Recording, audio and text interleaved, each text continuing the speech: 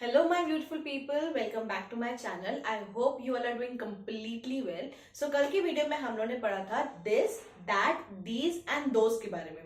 अगर अभी तक आपने वो वीडियो नहीं देखी है तो जल्दी से जाइए डे 13 की वीडियो देखिए और जल्दी से वापस आइए आज डे नंबर 14 पे, क्योंकि आज हम लोग एक अपनी स्पोकन इंग्लिश का बहुत नया टॉपिक एंड बहुत इंपॉर्टेंट टॉपिक स्टार्ट करने वाले हैं जो बेसिकली हर सेंटेंस में यूज किया जाता है. ठीक है, ऑलमोस्ट एवरी सेंटेंस.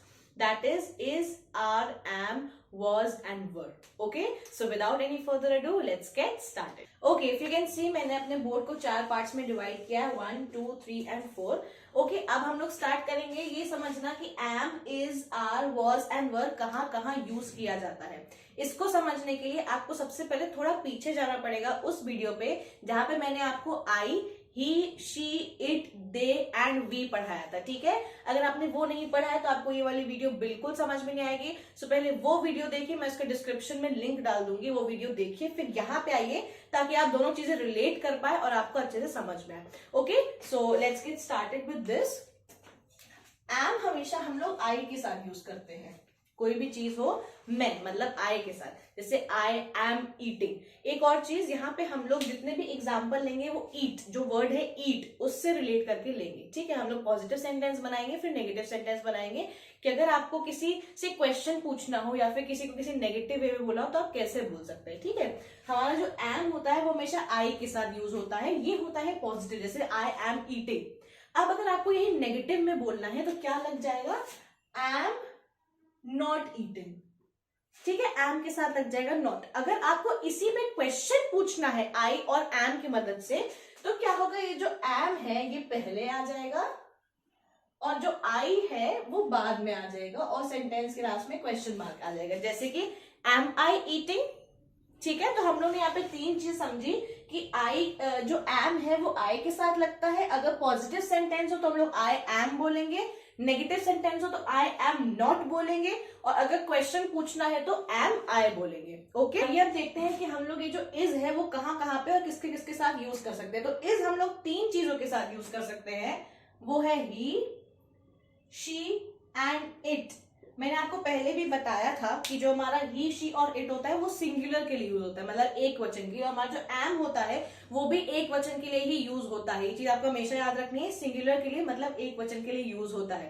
फिर से वही चीज रिपीट कर रही हूँ, सिंगुलर एंड प्लूरल मैंने ऑलरेडी पढ़ाया हुआ है, जाके वो वीडियो चेकआउट कर लीजिए. अगर कोई भी इश्यू हो तो उसका भी मैं लिंक डिस्क्रिप्शन में डाल दूंगी. Okay, now coming to this one.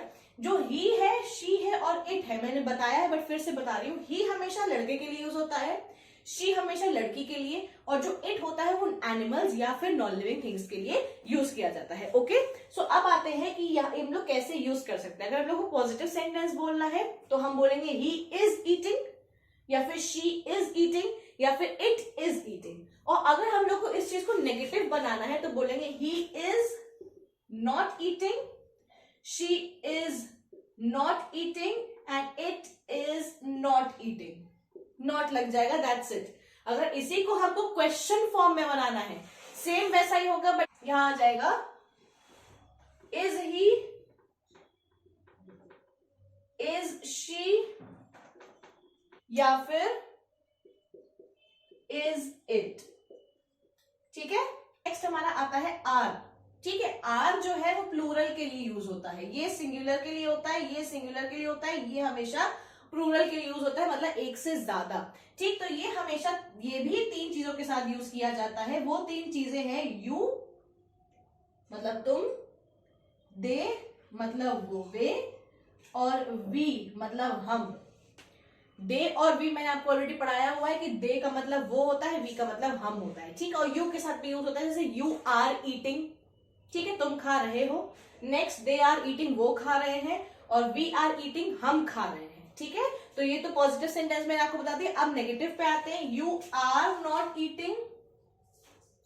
ठीक है, और दे आर नॉट ईटिंग, ये नेगेटिव हुआ, and we are not eating. इन सब में भी लिख देते हैं ऊपर ताकि आसान हो समझने में. ठीक है, वी आर नॉट ईटिंग ये नेगेटिव बन गया. अब इसको ही अगर हमको क्वेश्चन में लाना है, ठीक है, तो हम लोग क्या बोलेंगे, आर यू ईटिंग,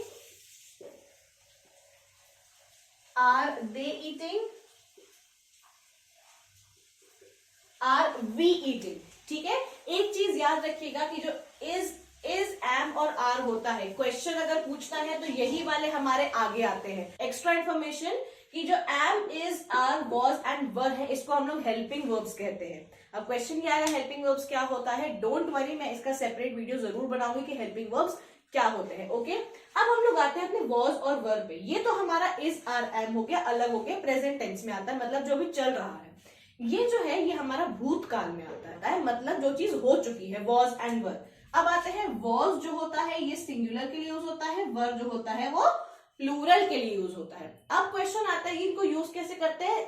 ये जो होता है वॉज, ये इज का पास्ट टेंस होता है, और जो ये वर होता है वो आर का होता है, कि मतलब वॉज के साथ लगेगा ही, शी और इट, और वर के साथ लगेगा यू, दे एंड वी। ठीक है, ये इसके साथ लगेगा, ये इसके साथ लगेगा, चीजें सेम रहेंगी, बट ये प्रेजेंट टेंस और पास्ट टेंस बदल जाएगा। कौन सी बात अभी की हो रही, कौन सी बात हो चुकी है, गुजर चुकी है। ठीक है, तो आइए देख लेते हैं। He was eating, she was eating और इट वॉज ईटिंग, मतलब वो खा रहा था, वो खा रही थी, और वो जो नॉन लिविंग थिंग है वो भी खा रहा था। ठीक है, अब यहाँ पे आता है नेगेटिव। नेगेटिव लेते हैं, he was not eating, she was not eating, it was not eating. Don't mind my handwriting, please focus on what I'm teaching you. Okay, coming to this one, no, coming to the question one, इसमें भी वही होगा जैसे मैंने बताया, जो helping verb जो आगे आएंगे, was he eating,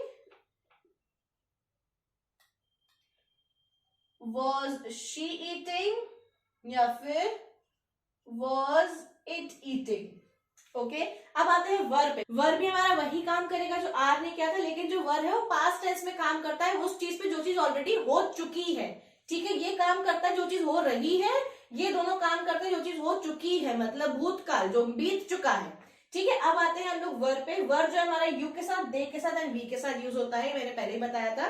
कैसे? पॉजिटिव सेंटेंस होगा, मतलब कोई ना नहीं बोलना होगा या फिर कोई पॉजिटिव चीज बोलनी होगी, तो हम लोग बोलेंगे you were eating, they were eating, we were eating। ठीक है, मैंने पहले ही बोलता हम लोग ईट वर्ड लेके चलेंगे, उसी से आगे बढ़ते चले जाएंगे। ठीक है, ये तो पॉजिटिव हो गया। नेगेटिव देखते हैं, you were not eating, they were not eating, we were not eating। ठीक है, ये हो गया हमारा नेगेटिव। अब आते हैं क्वेश्चन पे। फिर वही चीज जो आर में थी, यहाँ पे आर की जगह वर आ जाएगा। Were you eating, were they eating, या फिर वर वी ईटिंग। ठीक है, आई होप आपको ये सब समझ में आ गया हो। कोई भी कंफ्यूजन हो तो आप मुझसे पूछ सकते हैं, बिकॉज ये चीज बहुत ज्यादा इंपॉर्टेंट है, समझना बहुत ही ज्यादा इंपॉर्टेंट है। कोई क्वेश्चंस हो, कोई क्वेरीज हो, कमेंट बॉक्स में प्लीज बताइए। ओके, सो अब थोड़ी इन्फॉर्मेशन की बात कर लेते हैं कि आज हमारा डे 14 हो गया है खत्म। कल हमारा डे 15 है इंग्लिश स्पीकिंग कोर्स का, that is the last day. Okay, पुरानी वीडियोस अगर नहीं देखी उनको देख लीजिए, रिवाइज कर लीजिए, जो भी कंफ्यूजन है आप मुझसे क्लियर आउट कर सकते हैं। Okay, for tomorrow the information that I have for you all is कि कल हम लोग जितनी चीजें पढ़ चुके हैं उनको सबको एक बार फिर से छोटे छोटे फॉर्म में एक बार रिवाइज करेंगे, एंड कल हम लोग सेंटेंसेस फॉर्म करेंगे। हमने हर वो इंपॉर्टेंट चीज पढ़ ली है जो सेंटेंस फॉर्मेशन में जरूरी होती है, चाहे वो जेंडर हो, आर्टिकल हो, इज आर एम हो, वॉज वर हो, ही शी इट दे हो, आर्टिकल्स हो, प्रोनाउंसिएशन हो, हम लोगों ने हर वो चीज पढ़ ली है जो चीज जरूरी होती है। अब हमारे पास क्या है, हमारे पास सब चीज बिखरी हुई है, हम लोगों ने सब अलग अलग पढ़ लिया। हम लोग को उनको समेट के एक सेंटेंस फॉर्म करना है, जो कि हम लोग कल करेंगे डे 15 में।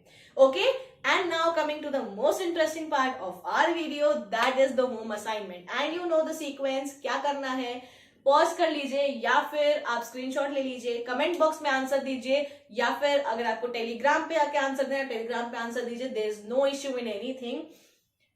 Don't forget to hit that bell icon. Don't forget to subscribe to my channel and don't forget to share it with people who really need it. उनके साथ शेयर करना मत भूलिए जिनको इसकी बहुत ज्यादा जरूरत है. And don't forget to hit that bell icon ताकि मैं जब भी वीडियो पोस्ट करूं सबसे पहला नोटिफिकेशन आपके पास है, आप जल्दी से आके वो वीडियो देख लो. Okay, see you tomorrow for the last class of this English speaking course. Bye bye.